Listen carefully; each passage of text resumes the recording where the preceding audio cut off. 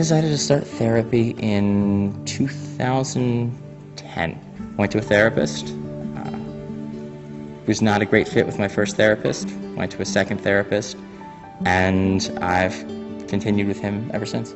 Getting together with a therapist in which you're comfortable and you can talk about yourself and what's going on in your day was a way to sort of enter that relationship with a therapist, to be able to then talk about more seriously the emotions, the triggers in my life, the stresses that I have, the things that I know will lead to a manic episode.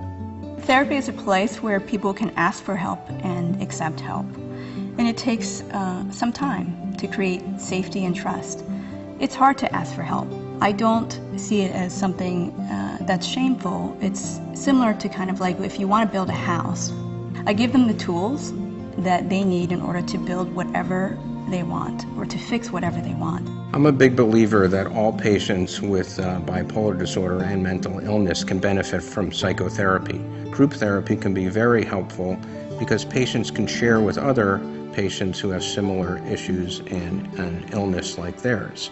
One-on-one therapy can be very effective, helping patients out with coping skills, with psychoeducation, with preventing stressful situations. I go to CBT, which is cognitive behavioral therapy. The thought process there is that your thoughts can influence your moods, and your moods can influence your actions, and your actions can influence your thoughts. So the idea is we try to control our thoughts to help level off our moods. It is immensely helpful. What I needed was coping skills, things that I can do when I'm not in the therapist's office. And that's really what I found was the most effective.